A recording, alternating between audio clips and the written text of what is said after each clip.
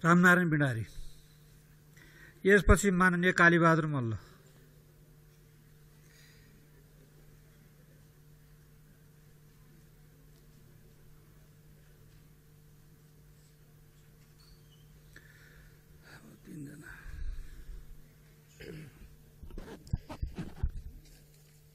अध्यक्ष महोदय,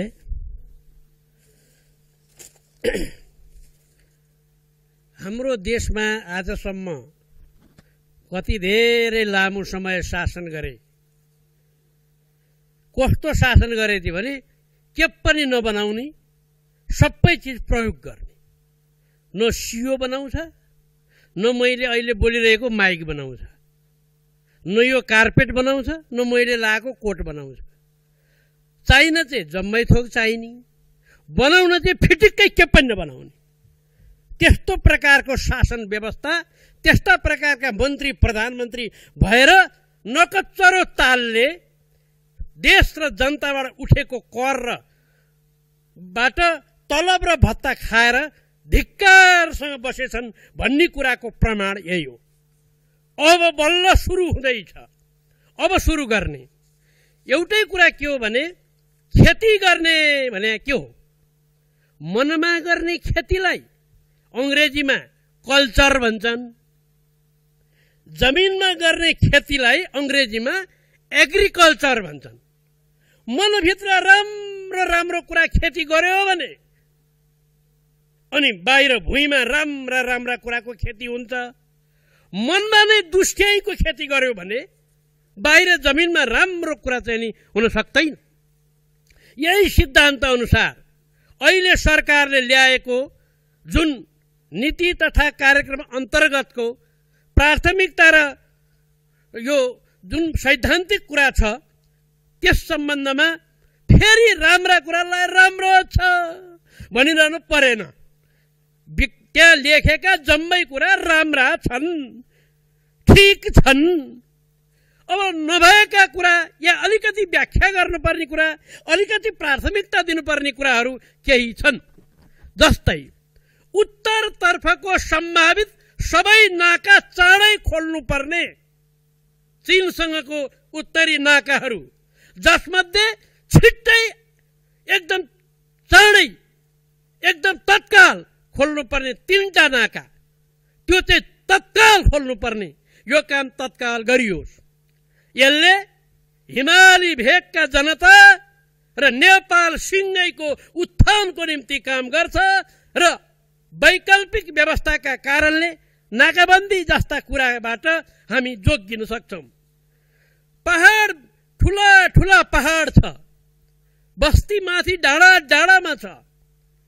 त्यो डाँडा डाँडाका बस्तीमा पानी छैन।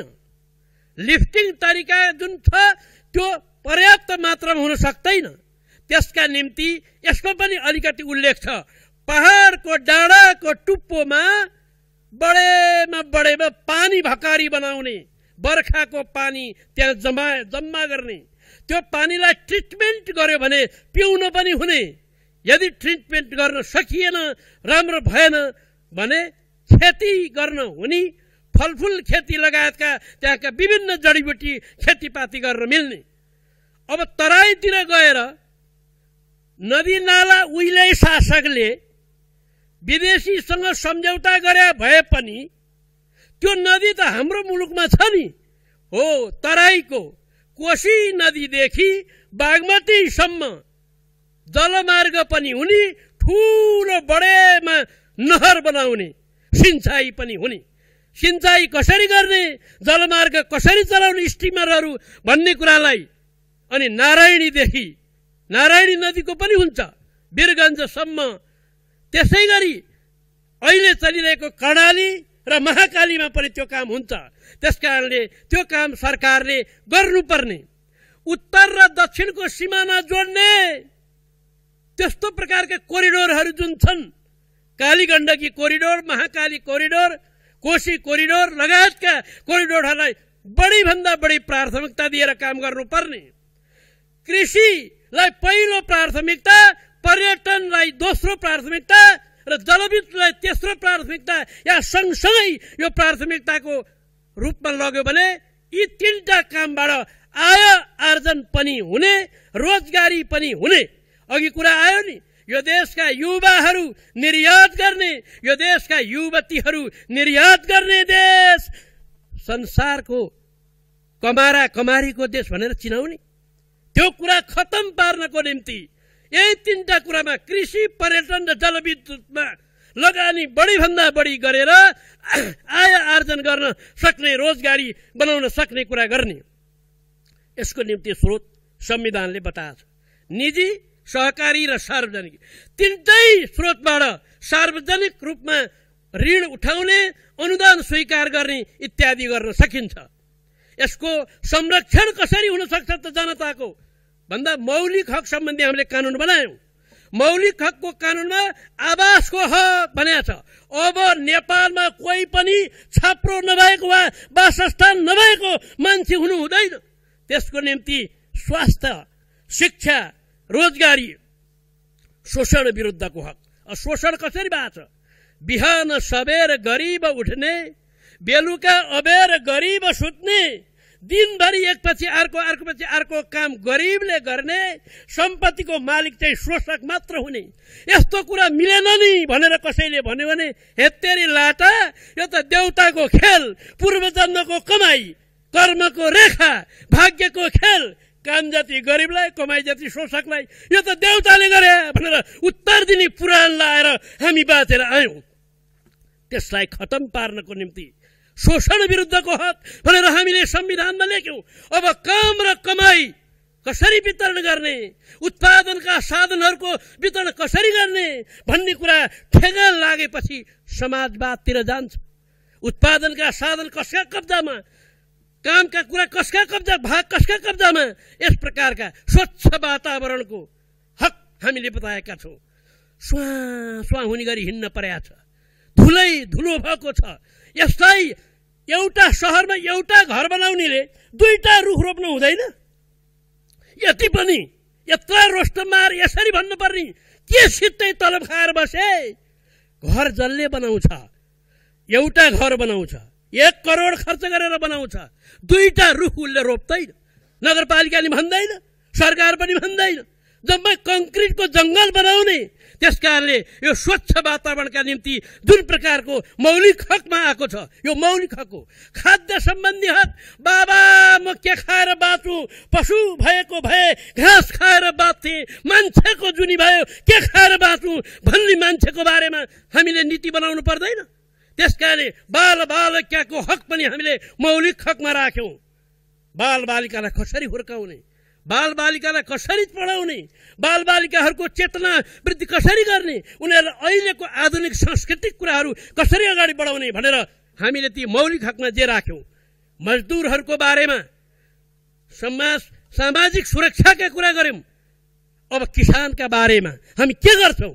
किसानको बारेमा हामीले पेन्सन दिने भनेर पटक पटक कुराहरू गर्यौं। त्यस बारेमा हामी गर्नु यही आर्थिक वर्षदेखि, यही बजेटदेखि गर्नु पर्दैन? त्यसै गरेर सामाजिक सुरक्षाकै हकमा सत्य निरूपण तथा मेलमिलाप आयोग खोइ, त्यसले गर्नुपर्ने काम खोइ, बेपत्ता पारिएका, घाइते भएका, शहीद भएका, अपाङ्ग भएकाहरूका कारणले आज गणतन्त्र नेपालमा म रोस्टममा ढुक्कसँग उभिएर बोल्न पाइरहेको छु। त्यसको तिनीहरूका सम्झना गर्नु पर्दैन? तिनीहरूका काम अगाडि बढाउनु पर्दैन? तिनीहरूका कामलाई चाहिँ नि निर्क्योल गरेर सम्मान गर्नु पर्दैन? त्यसकारणले उपभोक्ता सम्बन्धी हक भनेर हामीले राखेका छौं। सबभन्दा निरीह चाहिँ उपभोक्ता हेर्नुहोस्, व्यापारीको संगठन छ, इत्यादि छ। त्यसैको हुनाले अहिले हामीले चाहिँ कार्य विकासका औजारहरू हुन्। सांसदहरू भनेका नीति र विधि बनाउने औजार हुन्। यसलाई विकास जहिलेसम्म गर्न सक्दैनौं तबसम्म हाम्रो देश विकास हुँदैन। भारतमा नि छ नि यो भनेर नेताहरू कहिले कहिले भनिदिन्छन्। भारतले जे गर्छ त्यही गर्ने। सांसदको काम के हो? कार्यकारिणीको काम के हो? वडा अध्यक्ष किन बना? त्यसलाई कार्यकारिणी किन भने? गाउँपालिका किन बना? संघीयता किन ल्या? विकास निर्माणका जम्मै काम अब त्यहाँ हो। मान्छेले हामीलाई गाह्रो भन्नु पर्दैन। हाम्रो काम त ठेर त यत्र कानून बनायौं, यत्र बजेट पास गर्दैछौं। हामीले सही नगरी बजेट पास हुँदैन। तिम्रो गाउँमा आका जम्मै ल्याएको मैले हो भन्नु नि। मेरै हातमा पैसा ठ्याक्क लानुपर्छ। त्यसकारणले यो कुरालाई पनि हामीले विचार गर्नुपर्ने हुन्छ। मलाई बत्ती बलिसके यादै भएन त, थुप्रै पो भएछ त। त्यसै कारण आफू मुख्यमन्त्री भए जिल्ला देशभन्दा जिल्ला ठुलो, जिल्लाभन्दा निर्वाचन क्षेत्र ठुलो, निर्वाचन क्षेत्रभन्दा पनि आफ्नो गाउँ ठुलो, आफ्नो गाउँ ठुलो भन्ने घर ठुलो, घरै मेरो ठुलो भन्ने मै ठुलो भन्ने मण्डले स्वभाव हुन जान्छ। त्यसैले मन्त्रीले आफ्ना मात्रै लागि जिल्लामा कुनै बजेट लगे भन्ने आयो भने त्यस्ता मन्त्रीको तलब कट्टा गर्नुपर्छ, पास गर्नु पर्यो। त्यसो भएको हुनाले मन्त्री त देशको, मन्त्री त नेपालको, मन्त्री त नेपालीको, त्यसरी काम गर्नुपर्ने। यातायात क्षेत्र त्यस्तै अस्तव्यस्त छ, आबादी नभएका जग्गाहरू छन्, लालपुर जानु पाएर खत्तम भइरहेको छ। धन्यवाद।